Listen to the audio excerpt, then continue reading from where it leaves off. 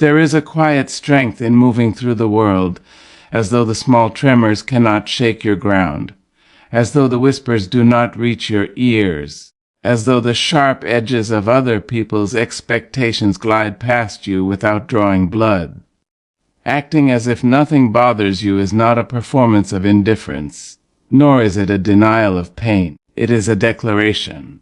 It is the steady voice inside that says, "I will not surrender my peace to every passing storm." It is the calm decision to choose your inner weather, even when the sky outside darkens without warning.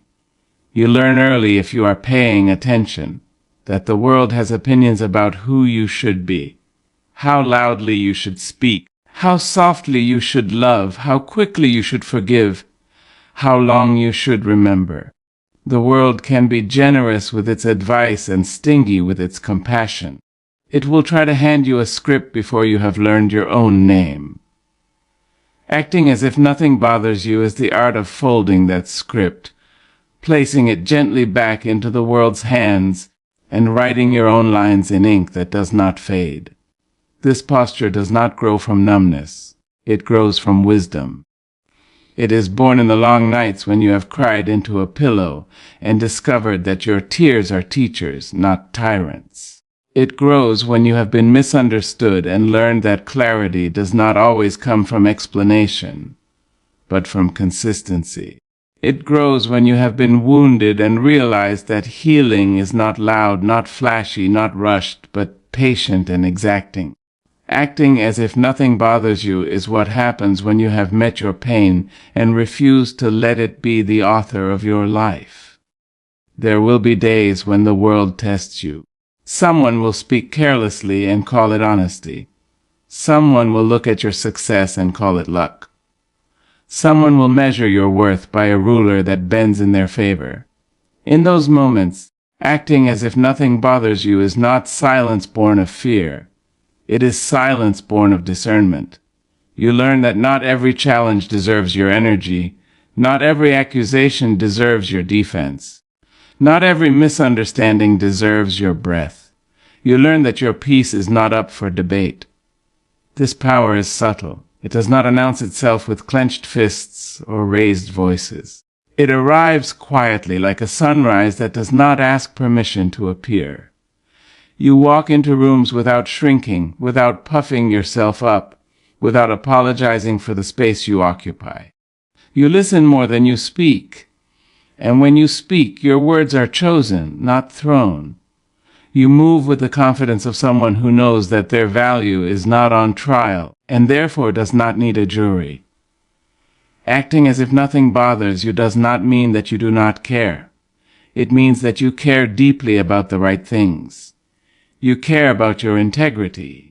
You care about your joy. You care about the people who show up with honesty and leave you better than they found you. You care about the work that makes your heart feel useful and your spirit feel seen. You care about the future you are building with steady hands and a patient mind. You refuse to spend your care on distractions that cannot love you back. There is a freedom in this way of being. It is the freedom of not explaining yourself to those who are committed to misunderstanding you. It is the freedom of letting other people have their opinions without letting those opinions take up residence in your chest. It is the freedom of knowing that you can be both tender and unbothered, both open-hearted and unshaken. You do not have to harden to be strong. You do not have to close to be safe. You can stand in your softness and still be immovable. People may mistake this calm for arrogance or distance. Let them. You are not here to be correctly interpreted by everyone you meet. You are here to live honestly, to love bravely, to rest deeply, and to rise again when life asks you to begin anew. Acting as if nothing bothers you is an agreement you make with yourself. I will not be pulled into every argument. I will not be provoked into betraying my values. I will not chase validation from places that cannot offer respect. This way of living requires practice. It asks you to pause before reacting, to breathe before responding, to listen to the quiet counsel of your intuition. It asks you to recognize the difference between what is urgent and what is important. It asks you to release the habit of explaining your every move, your every choice, your every boundary. You learn that explanations can become invitations, and not everyone deserves an invitation into your inner life. Acting as if nothing bothers you also means trusting your timing. You no longer rush to prove yourself. You let your work speak. You let your character speak. You let time reveal what haste would only hide. You understand that some seeds need darkness before they break through the soil, and you are willing to wait, to nurture, to believe. You stop measuring your progress against someone else's highlight reel and start honoring your own quiet milestones. There is a grace that comes with this posture. It is the grace of letting go. Letting go of grudges that weigh you down. Letting go of conversations that go nowhere. Letting go of people who cannot meet you with respect. Letting go of the need to be right, the need to be liked, the need to be chosen by those who do not see your worth. Acting as if nothing bothers you is not pretending that loss does not hurt. It is choosing not to live inside the hurt forever. You begin to understand that peace is not the absence of conflict, but the presence of clarity. You know who you are. You know what you stand for. You know what you will accept and what you will not. When something does not align with that knowledge, you do not argue with it. You step away. You do not need to convince the fire not to burn you. You simply move your hand. In a world that rewards reaction, your restraint becomes revolutionary. While others rush to respond, you reflect. While others shout, you listen. While others chase attention, you cultivate substance. Acting as if nothing bothers you is a form of leadership, whether anyone calls it that or not. It shows people another way to exist, another way to handle pressure, another way to hold power without letting it poison you. This calm is contagious. It gives others permission to slow down, to breathe, to choose themselves. It reminds them that dignity is not loud, that confidence does not need an audience, that strength can look like stillness. When you refuse to be rattled by smallness, you invite largeness into your life. You make room for creativity, for compassion, for joy that is not dependent on approval. You will still feel. You will still grieve. You will still love with a heart that risks being broken. Acting as if nothing bothers you does not mean that you do not feel the ache when something ends or the sting when someone disappoints you. It means that you trust yourself to survive those feelings. You trust yourself to tend to them privately, to honor them without letting them dictate your public posture. You know that emotions are visitors, not landlords. There is power in choosing where your energy goes. When you stop feeding what drains you, it starves. When you start nourishing what strengthens you, it grows.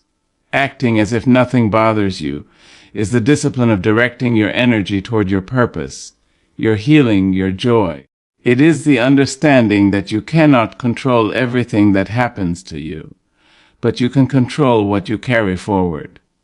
You learn to smile without explaining why. You learn to walk away without slamming doors. You learn to keep your plans close and your faith closer. You learn that some victories are silent, that some transformations are invisible to everyone but you, and that is enough. Acting as if nothing bothers you is not about proving strength to others.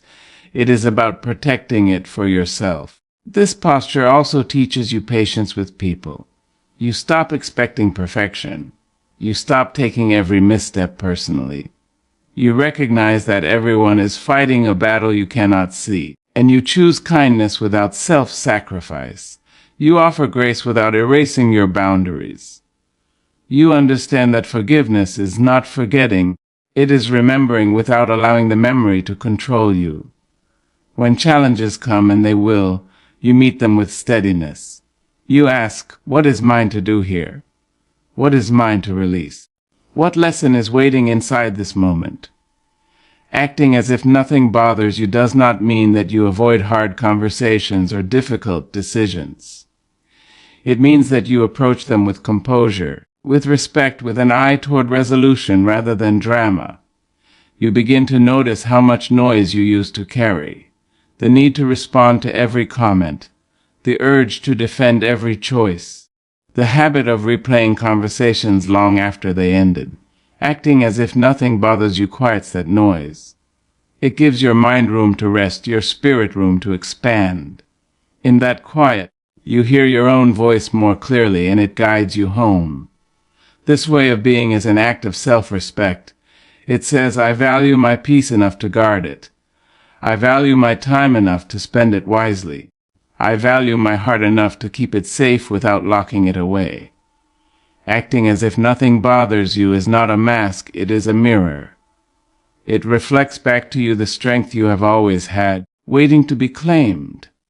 You will find that life begins to respond differently. People test you less when they realize you are not easily moved. Opportunities find you when you stop chasing them in desperation. Joy settles in when you stop interrogating it. Acting as if nothing bothers you aligns you with a deeper rhythm, one that is not frantic or fearful, but steady and sure. In this rhythm, you honor your past without living there. You acknowledge your scars without letting them define you. You celebrate your growth without diminishing your hunger to learn more. You understand that becoming unbothered is not about building walls. It is about strengthening your foundation. Storms may come, but you are anchored. So when the world raises its voice, you lower yours. When it rushes, you slow down. When it demands, you choose. Acting as if nothing bothers you is a daily practice, a gentle rebellion, a powerful promise to yourself. It is the choice to live with grace in a world that often forgets its own. It is the courage to be calm, the wisdom to be selective, the strength to remain soft without being fragile. And in that calm, in that selectivity, in that softness, you discover a power that cannot be taken from you, because it does not depend on anything outside of you. It lives in your breath, in your posture, in your quiet yes and your quieter no. It lives in the way you wake up each day and decide, again and again, that your peace is precious, your life is meaningful, and you will move through the world unbothered, not because nothing touches you, but because you have learned how to hold what does. Choosing peace over proving a point is a quiet decision you make again and again, often in moments when your ego demands to be heard the loudest. It is standing at the edge of an argument and realizing that winning it will cost you more than losing it ever could. There is a temptation to correct, to clarify, to defend yourself until every misunderstanding is ironed flat. But peace asks a different question. What will this take from me, and what will it give back? Most of the time, proving a point only feeds the hunger of conflict, while peace feeds the soul. When you choose peace, you are not admitting defeat. You are acknowledging that your worth is not measured by how well you argue or how loudly you assert yourself. You understand that some people are not listening to understand.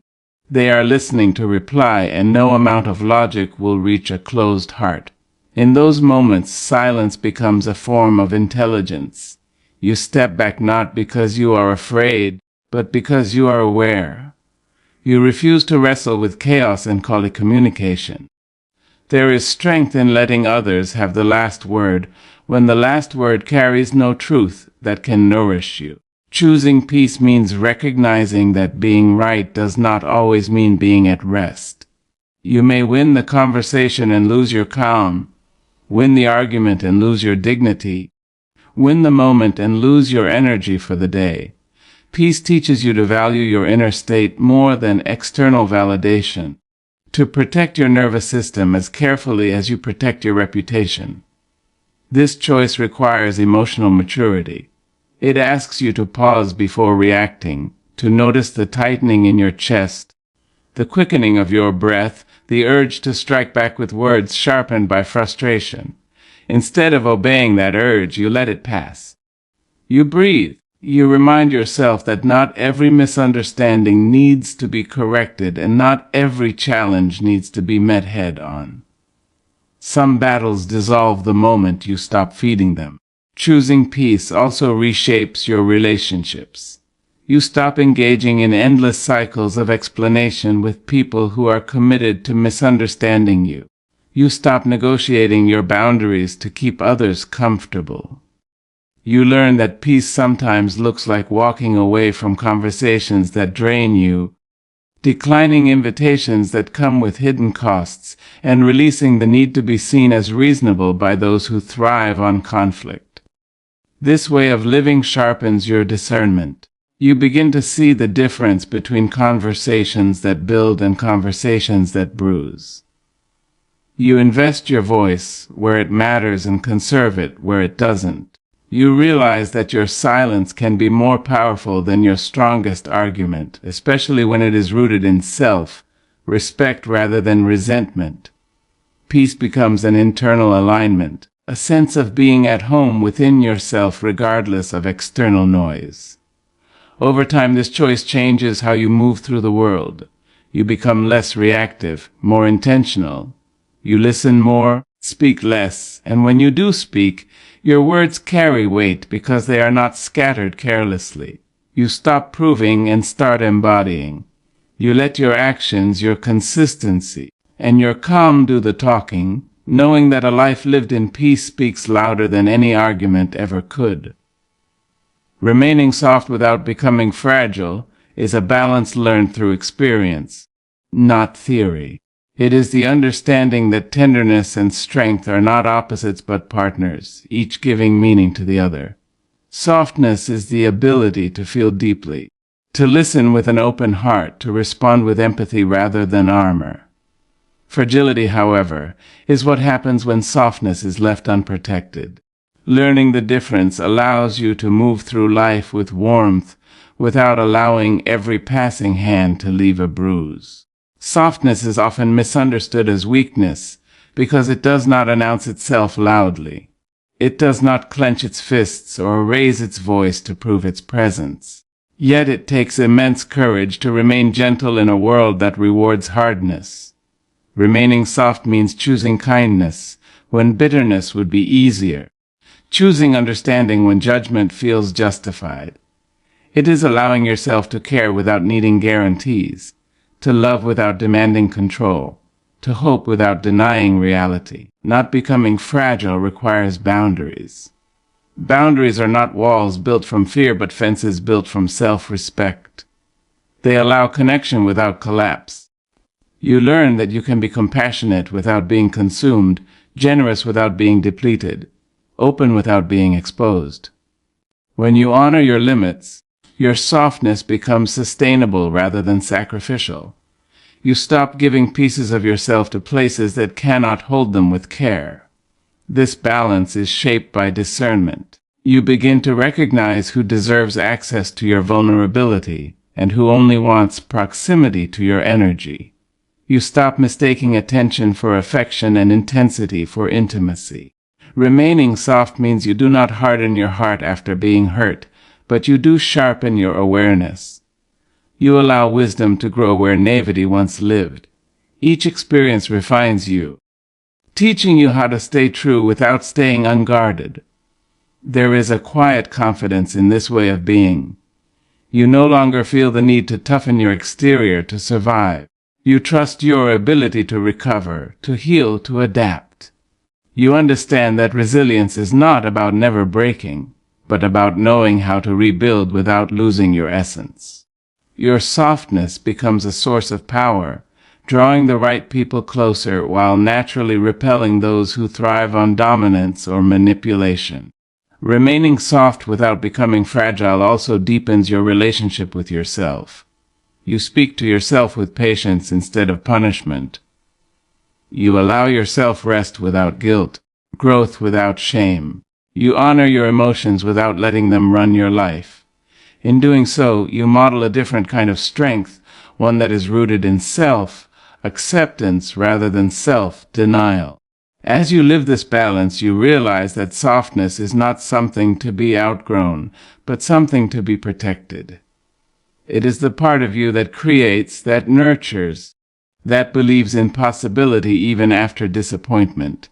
By guarding it with awareness and boundaries, you ensure that your gentleness remains intact, not because the world is gentle, but because you have learned how to be strong in a way that does not require you to become hard. Power in selective engagement is the wisdom to know that your energy is finite and your attention sacred. It is the realization that not every situation deserves your voice, not every provocation deserves your response, and not every invitation deserves your presence. In a world that constantly demands reaction, choosing when and where to engage becomes an act of self-mastery. You stop living on reflex and start living on intention, guided not by impulse but by clarity. Selective engagement begins with awareness. You notice how certain conversations leave you feeling heavy, drained, or restless, while others leave you grounded and alive. You start paying attention to what costs you peace and what restores it. This awareness teaches you that engagement is an exchange, not a one-way offering. When you give your time, your words, your emotional labor, you are investing something valuable. Power lies in deciding which exchanges are worthy of that investment. There is a temptation to engage in everything, especially when ego is involved. The urge to defend yourself, to correct others, to explain your intentions can be strong.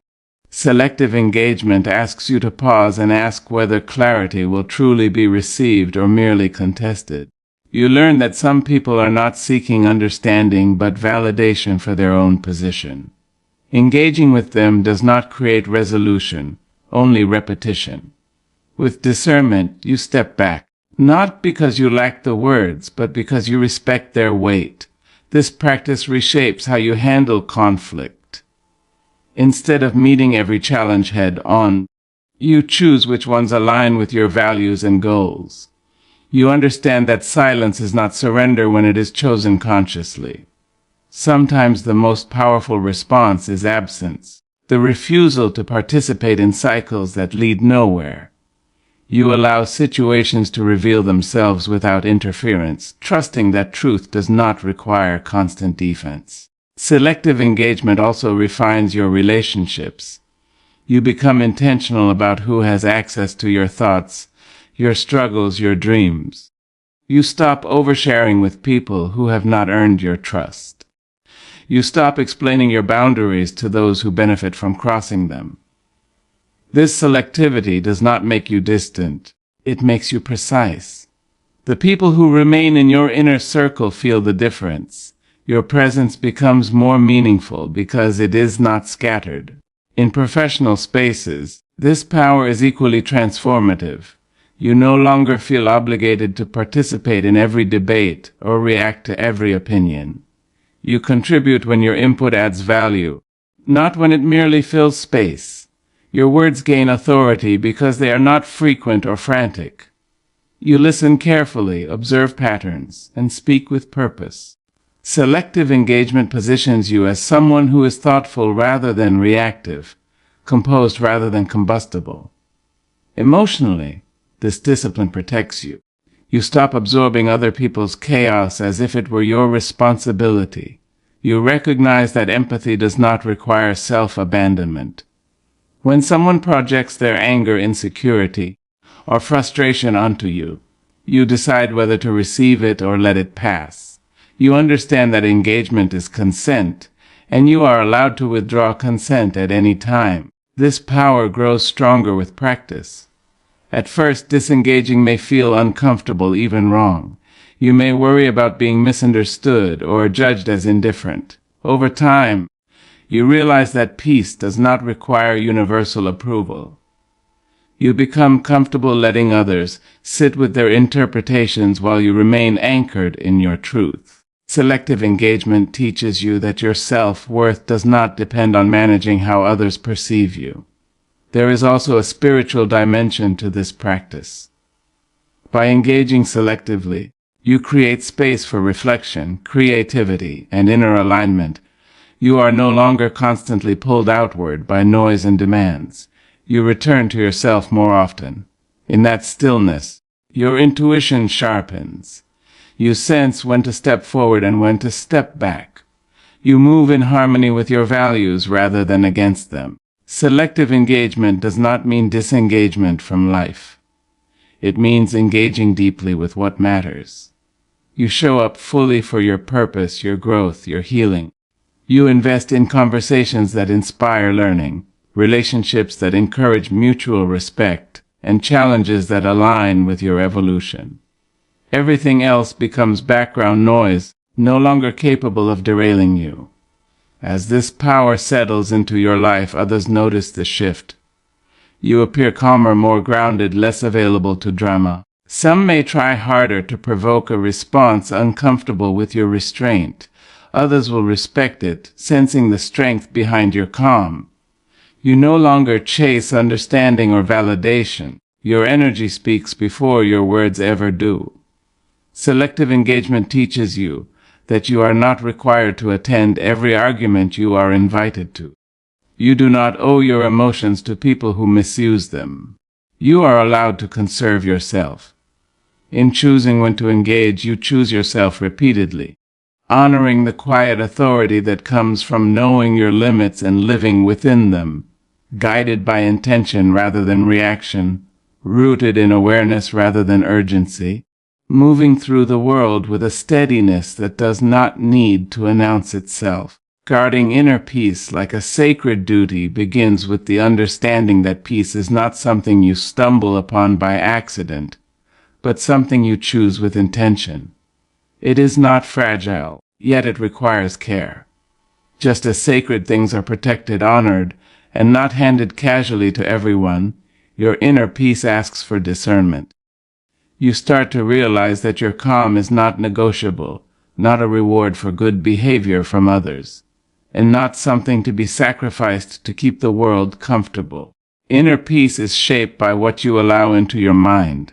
Every word you absorb, every situation you tolerate, every thought you repeat either strengthens or disturbs it. Guarding it means becoming aware of how easily peace can be disrupted by unnecessary noise. The opinions of others, the pressure to react, the habit of overthinking, the constant comparison, all of these knock softly at first, then louder if ignored. You learn to recognize these intrusions early and gently deny them entry. Treating peace as sacred changes how you respond to provocation. When someone tries to pull you into chaos, you pause. You ask yourself whether this interaction deserves access to your emotional space. Often, the answer is no. Not because you are superior, but because you are selective. You understand that engaging with negativity does not make you strong, it makes you busy. Strength is choosing stillness when turmoil is offered, choosing restraint when reaction is expected. This guarding does not come from fear. It comes from self-respect. You stop explaining yourself to people who have already decided who you are. You stop defending boundaries that were clearly stated. You stop revisiting conversations that have already taken too much from you. Guarding your peace means you no longer reopen wounds just to prove they existed. You let healing be private, quiet, and uninterrupted. There is a discipline required in this practice. Peace must be chosen daily, sometimes hourly. Old habits try to resurface. The urge to react, to vent, to correct, to seek validation does not disappear overnight. Guarding peace means noticing these urges without obeying them. You learn that not every emotion needs to be expressed outwardly. Some are meant to be understood internally and released gently. As you take this duty seriously, your boundaries become clearer. You say no without guilt. You take space without apology. You rest without explaining your exhaustion. You no longer allow access to people who consistently disturb your balance. This does not make you cold, it makes you honest. You stop confusing endurance with loyalty and silence with peace. True peace feels expansive, not suffocating. Guarding inner peace also reshapes your relationship with time. You become protective of how you spend your hours. You notice which environments drain you and which restore you. You reduce exposure to constant negativity, whether through conversations, media, or habits that keep your nervous system alert and restless. Peace thrives in simplicity, in routines that ground you, in moments where nothing is demanded of you. Emotionally, you stop taking responsibility for how others feel when you choose yourself. You understand that disappointment from others is often the price of self-respect. Guarding peace requires you to accept that not everyone will agree with your choices, and that agreement is not required for you to move forward. You let people misunderstand you without rushing to clarify, trusting that truth has its own quiet endurance. This sacred duty also asks you to be gentle with yourself. You stop being at war with your own thoughts. You notice self-criticism and replace it with patience. You allow yourself to feel without judging the feeling. Peace cannot survive in a mind that is constantly attacking itself.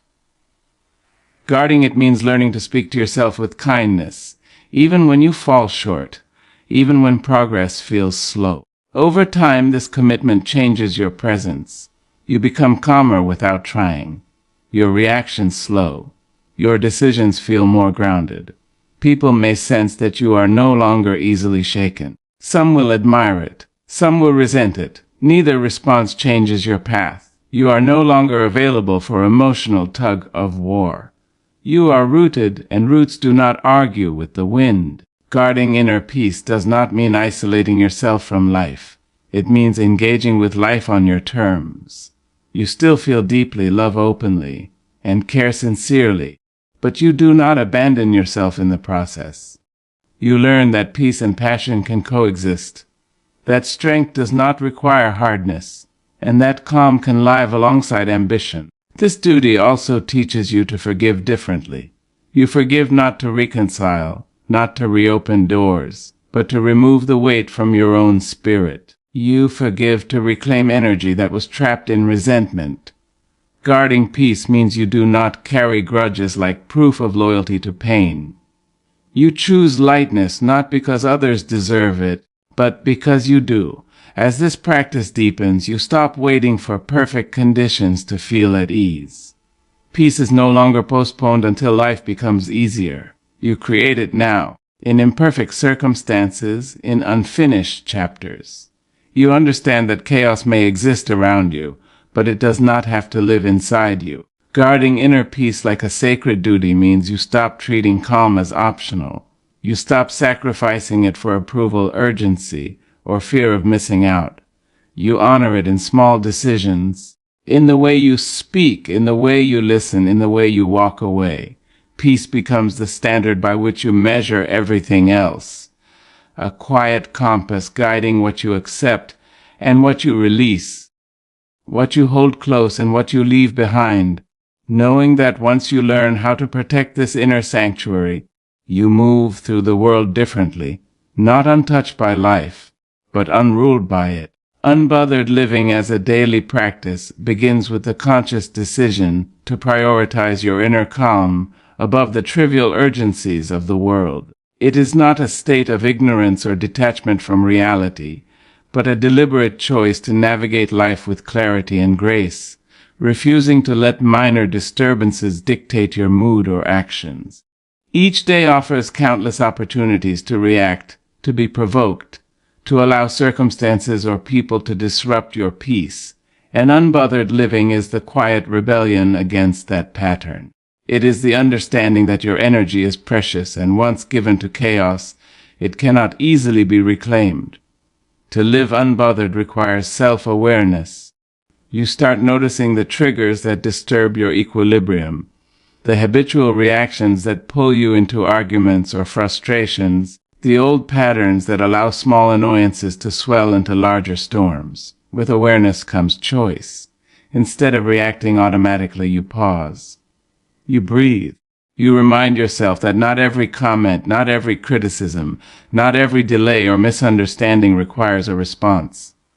By holding space for this pause, You reclaim control over your emotional state, and you begin to realize that your happiness is not contingent on external circumstances.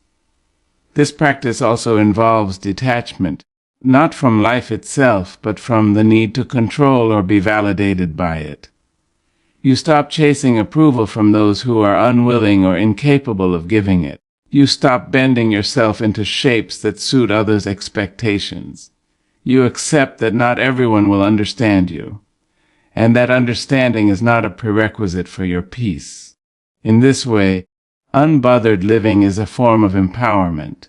It frees you from the tyranny of others' opinions, allowing you to act from integrity rather than fear, from clarity rather than defensiveness. Another aspect of unbothered living is selective engagement. You no longer expend energy on arguments that serve no purpose, on gossip that poisons the mind, on conflicts that yield no resolution. You recognize that engagement is a form of investment, and you choose where to invest carefully. This does not mean withdrawing from life or avoiding responsibility. It means prioritizing what truly matters. You engage fully with your goals, your passions, your loved ones, and your growth, while letting the rest fade into background noise. This choice creates space for calm, creativity, and joy to flourish. Unbothered living also requires cultivating resilience. Life will always present challenges, disappointments, and people who test your patience.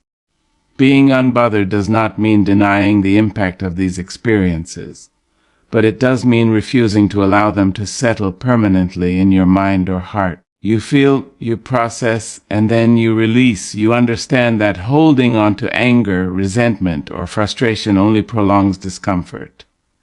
By letting go, you preserve your energy and your clarity, making room for constructive responses rather than reactive outbursts. This daily practice is reinforced through mindful habits. You pay attention to the way you start your day, the tone of your thoughts, the quality of your focus. You create rituals that anchor your calm, whether it is through meditation, reflection, exercise, or moments of quiet stillness. You guard your mental space with the same vigilance that you would guard a treasure, understanding that peace is cultivated, not inherited. Each choice to remain calm, each refusal to engage unnecessarily, each act of letting go, strengthens the muscle of unbothered living. Living unbothered also transforms relationships. People respond differently when you are steady, calm, and composed.